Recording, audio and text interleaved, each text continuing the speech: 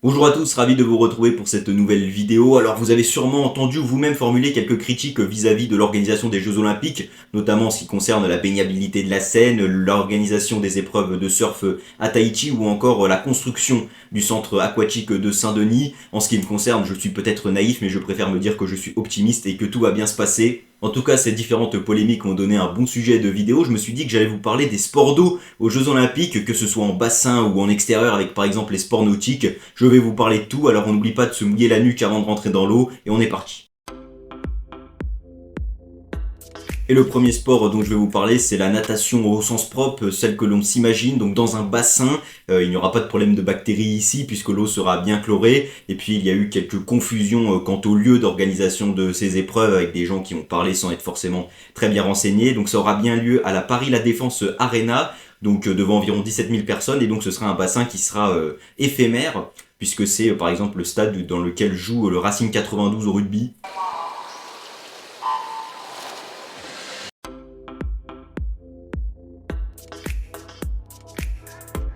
Donc voilà, je me suis dit que c'était la base de vous parler de la natation en premier. J'adore ce sport, même si je suis très mauvais. Je pense que c'est bien que tout le monde puisse en faire un petit peu, même si je sais qu'il y a un certain nombre d'écoles qui le proposent déjà. Il y en a pour tous les goûts dans cette discipline, puisqu'en effet, il y a 4 nages proposées aux Jeux Olympiques. La nage libre, qui consiste à choisir la façon de nager que l'on préfère pour effectuer la distance, mais tout le monde utilise le crawl puisque c'est la nage la plus rapide. Il y a également le dos crawlé, mais aussi la brasse et le papillon, qui est la nage la plus physique. À part les épreuves de dos crawlé durant lesquelles les nageurs commencent directement dans l'eau, les autres formes de nage s'effectuent après un plongeon et une phase qu'on appelle la coulée, qui est elle limitée à 15 mètres, puisque c'est la phase durant laquelle le nageur se retrouve sous l'eau et le gain de temps est considérable. C'est la phase dans laquelle notre star de la natation française, Léon Marchand, excelle. Et toutes ces épreuves se déroulent dans un bassin olympique d'une longueur de 50 mètres. Il y a beaucoup de médailles à distribuer lors du calendrier de natation olympique, puisque rien qu'en nage libre, on retrouve des épreuves de 50,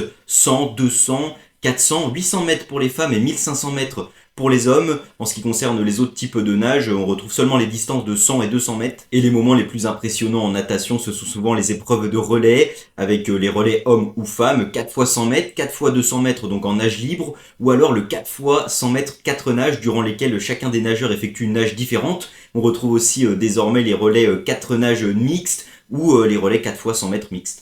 Et du côté des légendes de ce sport, il y a évidemment la légende absolue Michael Phelps, qui a tout gagné plusieurs fois même. Chez nous, on a notre Alain Bernard national, qui a été 2 fois champion olympique, qui a eu le record du monde du 100 mètres nage libre, et actuellement, on a Léon Marchand qui nous vend pas mal de rêves. Du côté de la brasse, par exemple, moi j'adore Adam Pecci, qui est encore en activité et qui écrase tout en brasse. Et du côté des femmes, je peux vous citer Nathalie Koglin, la légende du dos crawlé. En ce moment, c'est plutôt la suédoise Sarah Sjöström qui domine les épreuves de nage libre et de papillon. Malheureusement, ça fait partie des sports dans lesquels on ne peut pas remonter à très très loin, parce que il y a eu des records des sportifs assez douteux, notamment à une période de guerre froide où il y avait pas mal de dopage. Et puis malheureusement, ça fait partie de ces sportifs qui ont dégradé l'image de certains sports, et la natation en a pâti. En tout cas, à Paris 2024, on pourra compter sur notre star Léon Marchand qui rafle tout depuis plusieurs mois. Sur Florent Malodou, on commence à le connaître un petit peu, le bonhomme, un titre olympique, 4 fois champion du monde grand bassin, 4 fois champion du monde petit bassin.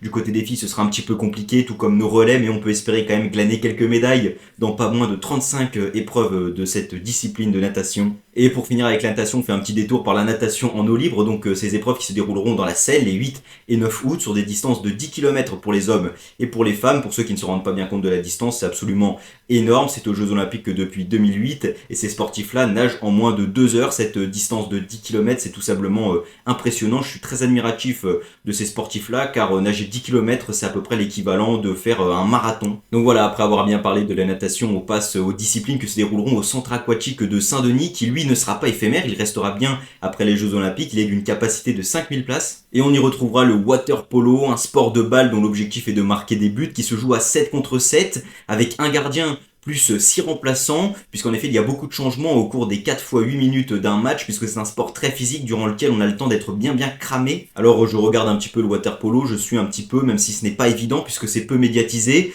donc je ne suis pas un expert, mais dites-moi si vous voulez une vidéo là-dessus, je me ferai un plaisir de la faire. En ce qui concerne le championnat de France, c'est Marseille qui domine depuis plusieurs saisons maintenant, il joue la Ligue des Champions. Et en ce qui concerne l'équipe nationale, eh bien le water polo était la première médaille d'or des sports collectifs français en 1924, et puis depuis, eh bien pas grand chose, à part une 4e place lors des derniers championnats du monde cette année, une 4e place sortie un petit peu de nulle part, mais qui nous donne de l'espoir en vue de ces Jeux Olympiques et d'une éventuelle médaille. En France, on a enfin trouvé notre crack Thomas Vernou, un prodige de 22 ans que certains appellent le Kylian Mbappé, le Wembanyama du water polo. En ce qui concerne les autres équipes nationales, ce sont surtout les pays de l'Est de l'Europe qui dominent. Hongrie, Croatie, Serbie, un petit peu le Monténégro. Et on retrouve également comme nation dominante l'Espagne et l'Italie.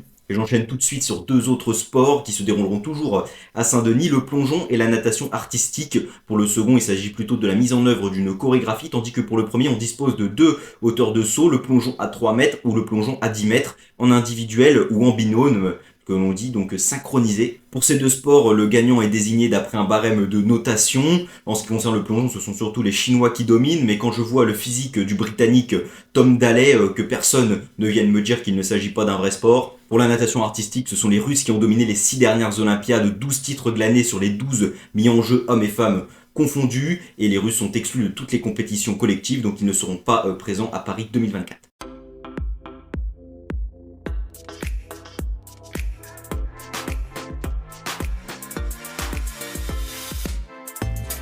Et dans cette dernière partie de vidéo, je vais vous parler des sports nautiques avec par exemple l'aviron qui se pratique avec des rames dans une traînière. Et l'aviron, c'est pareil, c'est un sport avec son lot de médailles puisqu'on retrouve des équipages de 1, 2, 4 ou 8 rameurs avec ou sans barreur, hommes ou femmes, et parfois avec des catégories de poids, légers ou hors catégorie, puisque l'on ne développe pas la même puissance selon qu'on fasse 50 ou 80 kg. Et l'aviron nous procure toujours beaucoup d'émotions aux Jeux Olympiques. 1 mètre devant, 1 mètre derrière, ça s'arrache, c'est magnifique. On peut espérer quelques médailles pour le clan français, puisqu'on en avait obtenu 2 à Tokyo, dont un titre en catégorie 2 de couple avec Hugo Boucheron et Mathieu Androdias. Je peux également vous citer une autre discipline, le canoë-kayak, en sprint ou en slalom. Dans tous les cas, il faut des bons bras. Ce sont 2 types d'embarcations différentes, avec 2 positions différentes, à genoux ou assis dans l'embarcation, avec une pagaie double ou une pagaie simple. Et cette discipline, elle se pratique dans des eaux vives, souvent sur un parcours artificiel. Pour le slalom, on retrouve 2 types de difficultés. Et pour le sprint, on a des épreuves de 500 mètres et 1000 mètres pour les hommes, et 200 mètres et 500 mètres pour les femmes. Distance, il faut parcourir le plus vite possible. Donc pareil, le canoë et kayak, beaucoup de médailles à décerner avec des épreuves comprenant des embarcations de 1, 2 ou 4 pagayeurs. Le président du comité d'organisation olympique français, Tony Estanguet, est une légende de la discipline. 3 titres olympiques en canoë. Je passe maintenant aux épreuves de voile, il en existe une multitude. La planche à voile, discipline dans laquelle la France avait récolté une médaille d'or grâce à Charline Picon en 2016. Le skiff, qui est un petit bateau avec une unique voile. On retrouve un petit peu dans le même style le dériveur. Le kitesurf est également une discipline très spectaculaire, une planche tirée par une voile de la forme d'un cerf-volant.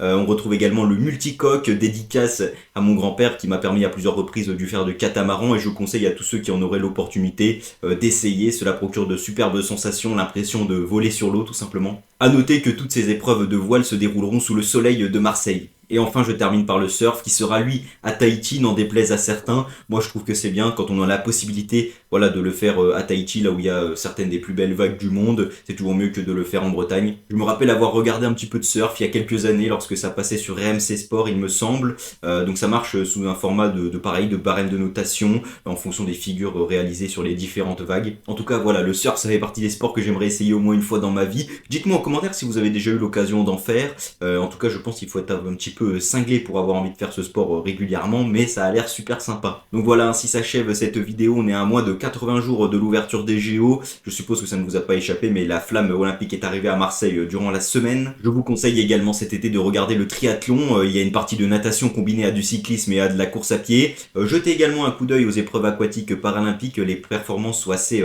remarquables. Comme toujours, j'attends vos retours dans les commentaires et je vous dis à la semaine prochaine.